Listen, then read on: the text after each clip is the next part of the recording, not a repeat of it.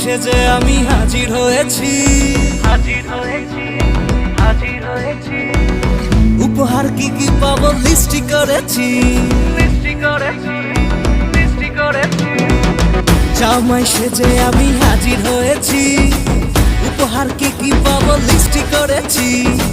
জমিয়ে খাবো আমি ইলিশ মাংস কই, খাবো আমি ছেটে পুটে মিষ্টি সাথে দই।